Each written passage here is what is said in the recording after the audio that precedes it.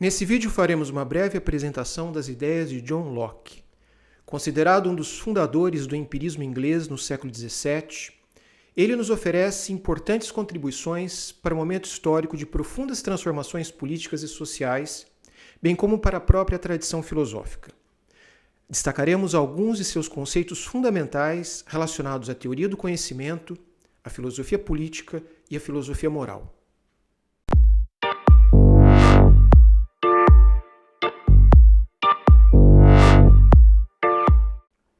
O empirismo inglês é um movimento filosófico dos séculos XVII e XVIII, caracterizado pelos seguintes aspectos. Em primeiro lugar, a ideia de que o conhecimento humano deve basear-se na experiência e na informação que nos proporcionam os sentidos.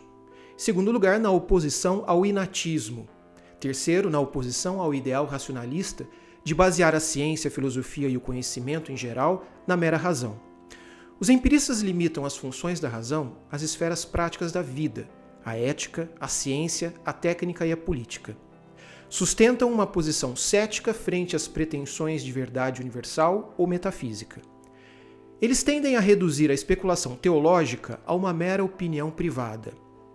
Serão fontes de inspiração para o empirismo contemporâneo, ou empirismo lógico, que é a base da filosofia analítica. Os três principais filósofos desse movimento são John Locke, George Berkeley e David Hume. Eles compartilham a mesma concepção sobre a origem do conhecimento, mas diferem em matéria de ética, religião e política. John Locke foi um dos iniciadores do liberalismo político. Nasceu na Inglaterra em 1632, no mesmo ano em que Spinoza. Seu pai foi um advogado que lutou pelo parlamento contra os reis Stuart. Orientado desde cedo para a carreira eclesiástica, ele estudou em Oxford, onde obteve o grau de mestre em artes em 1658. Se mostrou profundamente insatisfeito com o tipo de educação recebida que considerava excessivamente aristotélica.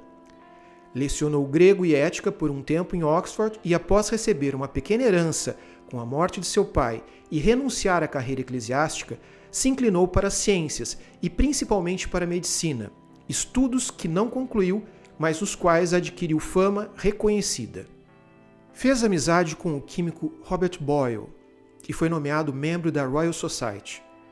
Ele curou Lord Hasley, então primeiro conde de Shaftesbury, de uma doença grave e com isso conseguiu um cargo, desenvolvendo algumas atividades diplomáticas e políticas. Entre 1683 e 1688, viveu nos Países Baixos, onde colaborou com a ideia política de instituir Guilherme de Orange no trono da Inglaterra.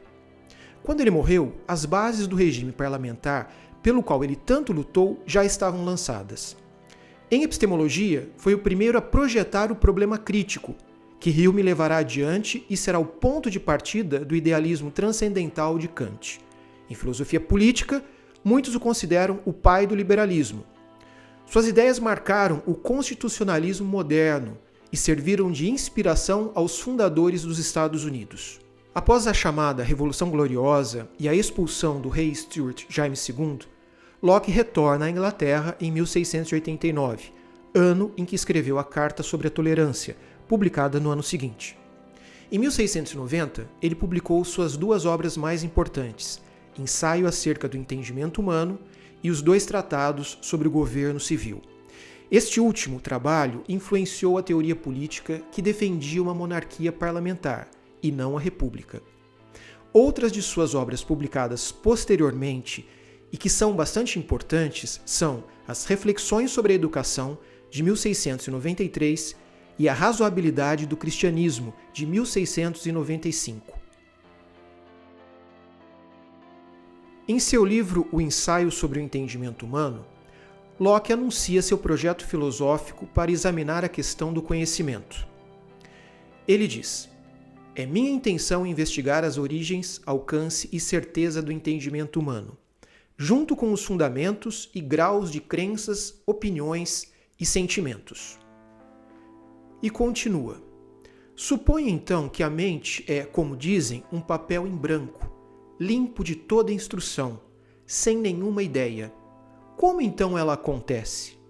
De onde o homem tira todo esse material da razão e do conhecimento? A essas perguntas eu respondo com uma única palavra: por experiência. Este é o fundamento de todo o nosso conhecimento e de onde ele é derivado. E o que ele entende por ideias? Tal como Descartes, Locke sustenta que conhecemos ideias, não objetos, mas afirma que elas procedem só da experiência, seja interna ou externa.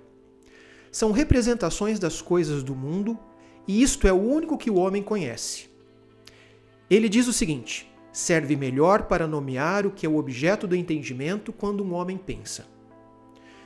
Como estar seguros de que as ideias representam bem as coisas do mundo? Ou seja, como atestar objetividade às coisas do mundo? Ele irá sugerir que o entendimento só conhece as representações, não as coisas mesmas. As ideias são divididas entre ideias simples e complexas. As ideias simples são apreendidas passivamente pela mente, introduzidas pela sensação e reflexão. Ou seja, toda ideia que chega à mente é por si simples.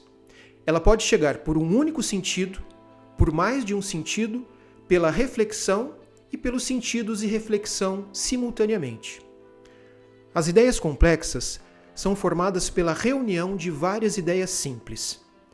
A mente pode combinar ideias simples, relacionar duas ou mais ideias, justapondo-as, separar umas ideias de outras, isto é, abstraí-las, tudo isso para que surjam as ideias complexas. Elas podem ser de modo, divididas em modo simples e modo misto, podem ser de relações, causa e efeito, proporção, espacial e moral. E podem ser de substâncias, por exemplo, ideia de ser humano, ideia de bondade, de justiça. Nessas ideias encontro denominadores comuns a diferentes espécies, que conheci como ideias simples. Locke também classifica as ideias de qualidades primárias e secundárias. Qualidades primárias, ou ideias de qualidades primárias, são as que representam aquilo que pertencem às coisas mesmas, são objetivas. Ele diz: são aquelas inteiramente inseparáveis do corpo, qualquer que seja o estado em que se encontre, e tais que as conserva constantemente em todas as alterações e mudanças. Já as qualidades secundárias, ou ideias de qualidades secundárias, não pertencem às coisas em si mesmas, mas são derivadas das qualidades primárias, ou seja, são subjetivas. É aquilo com o qual tenho contato através de seus acidentes, para usar aqui uma expressão aristotélica. Nesse sentido, só posso conhecer as qualidades secundárias, acidentais. Ele diz: há qualidades tais que, na verdade, não são nada nos objetos mesmos, mas poderes de produzir em nós diversas sensações por meio de suas qualidades primárias, ou seja, pelo volume, a forma, a textura e movimento de suas partes insensíveis, como são cores, sons, gostos, etc. A estas chamo qualidades secundárias. As qualidades secundárias só existem nas coisas como modos das primárias. Por isso, não há noção de verdade última, mas de verossimilhança, pois só conheço os acidentes. Ele chega a dizer: é um mistério como se relacionam as qualidades primárias com as secundárias. E dado que conhecemos principalmente por meio das qualidades secundárias, na realidade não conhecemos as coisas em si. Não temos nenhum conhecimento perfeito de suas qualidades primárias. Aqui cabe destacar a relação entre Locke e Descartes. Locke começa com as coisas, mas termina afirmando a primazia da consciência. Só podemos conhecer as ideias, assim como Descartes. Por outro lado, Locke defende que não existem ideias claras e distintas. Descartes defendia a certeza indubitável, mas Locke fala de verossimilhança. Em sua obra Carta sobre a Tolerância, Locke defende um hedonismo relativista, partindo do prazer pessoal como fonte de determinação. Nesse sentido, atribui valor à emoção e ao sentimento como dimensões que irão orientar as nossas escolhas. O bem e o mal, para ele, são apenas nomes que damos às coisas que nos produzem prazer ou dor. A felicidade, ele diz, é o que todos buscam constantemente, e todos os homens perseguem o que produzi-la. Aqui é importante ressaltar que a felicidade está ligada ao prazer. Ele não fala em felicidade negativa, o não sofrimento, tal como os epicuristas pregavam. Para Locke, as ideias morais são uma coleção de ideias simples. Por exemplo, a ideia de virtude vem de experiências concretas com ações virtuosas, que generalizo para obter uma ideia complexa. Mas, ao mesmo tempo, ele fala de direitos e deveres morais a que o homem está submetido, como veremos na sequência. Essa concepção também se estende à religião. Locke era um defensor de um cristianismo racional, isento do mistério e do sobrenatural. Essa problemática aparece em sua obra A Racionalidade do Cristianismo. Ele é considerado um dos precursores do deísmo e um grande defensor da tolerância religiosa, exceto a católica. Sua filosofia política aparece sobretudo em seus 2 tratados sobre o governo civil, clássicos que deram origem ao liberalismo político.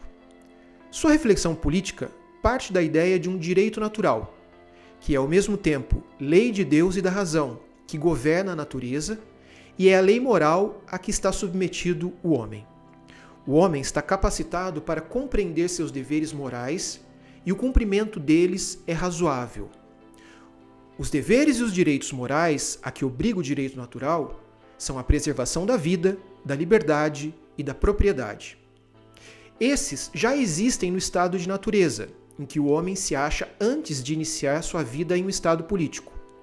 O homem racional compreende esses direitos e deveres, mas sua situação de mera natureza não assegura que sejam conquistados. Por essa razão, os homens desejam viver em uma sociedade onde o direito à vida, à liberdade e à propriedade estejam garantidos através da existência de um sistema jurídico. No primeiro tratado sobre o governo civil, Locke apresenta uma crítica às ideias absolutistas de Robert Filmer, expostas em sua obra O Patriarca, de 1680. Filmer defendia o direito divino dos reis, argumentando que este viria de Deus, que havia dado a Adão e Eva. Tese absurda, segundo Locke, pois qualquer pessoa poderia argumentar ser depositário desse direito. No segundo tratado, ele analisa quais são as fontes legítimas do poder político. Trata da origem e dos objetivos do governo civil, iniciando então sua teoria liberal. Os súditos, segundo ele, têm o dever de obedecer aos reis, mas o poder que os reis têm é limitado e implica em deveres. Ele defende uma monarquia parlamentar onde haverá uma divisão de poderes, legislativo e executivo. Defende uma teoria contratualista. Ele se baseia na teoria do contrato social de Hobbes, mas apresenta importantes diferenças. Em primeiro lugar, sua concepção de estado de natureza. Para ele, não consiste em um estado de guerra de todos contra todos, mas um estado de liberdade, regulado pela lei natural e onde reina a igualdade. Os homens livres, iguais e independentes, se tornam cidadãos por decisão própria, por consentimento ou por convenção. Aceitam aos demais como associados para salvaguardar suas vidas, suas liberdades e suas propriedades. E o que explica o surgimento da sociedade? É exatamente a necessidade de defender a propriedade, que Locke considera um direito natural. A necessidade de uma autoridade e da existência do direito como garantia de imparcialidade. Quando o indivíduo provoca dano a outro, de acordo com as leis naturais, pode exigir um castigo ou retribuição, mas ninguém é suficientemente objetivo para medir a pena ou a retribuição proporcional. Daí se torna necessário nomear uma autoridade, para que julgue de maneira imparcial. Isto é o que tira os homens do estado de natureza. O poder capaz de tomar decisões adequadas perante a necessidade do castigo defende o estabelecimento de um juiz terreno com autoridade para decidir todas as controvérsias e castigar as injúrias que possam afetar a qualquer membro do Estado. Mas essa autoridade não é absoluta, pois responde à vontade e determinações da maioria. Locke defende a necessidade de limites do poder e seu direito à resistência. A autoridade está instituída para defender a vida, a saúde, a propriedade e a liberdade das pessoas. Quando não se cumpre esse objetivo, ou quando ela mesma é a que se aproveita de seu poder para violar os direitos dos indivíduos, pode ser destituída. Nesse sentido, difere também de Hobbes. Ele diz: sempre que os legisladores tratam de arrancar e destruir a propriedade do povo, ou tentam reduzir o povo à escravidão sobre um poder autoritário, estão pondo a si mesmos em um estado de guerra com o povo, no qual, por isso mesmo, fica livre de prestar obediência. Locke é um grande defensor da propriedade privada e a compreende associada ao trabalho. Ele diz que, ainda que a Terra e todas as criaturas inferiores pertençam a todos os homens, cada homem tem uma propriedade que pertence à sua própria pessoa. E a essa propriedade ninguém tem o direito, exceto ele mesmo. O trabalho de seu corpo e o labor produzido por suas mãos, podemos dizer que são seus. Qualquer coisa que ele tira do estado em que a natureza a produziu, ele a deixou e a modifica com seu labor e acrescenta a ela algo que é de si mesmo, é, por conseguinte, propriedade sua. Assim como conhecemos apenas as ideias e não as coisas em si, também as palavras são signos que se referem às ideias e não às coisas. A maioria das palavras, assim como as ideias, são gerais, embora existam apenas coisas particulares. As palavras, ou termos gerais, correspondem a ideias abstratas e representam não a essência real das coisas, mas sua essência nominal. Isto é, os nomes que damos ao conjunto de características comuns que pertencem às coisas individuais. Essas essências nominais e os nomes que correspondem a elas são apenas abstrações ou recortes de ideias mais complexas. Segundo Locke, quem pensa que as naturezas ou noções gerais são outra coisa que as ideias abstratas e parciais de outras mais complexas, tomadas em princípio de outras existências particulares, temo que terá muita dificuldade em encontrá-las.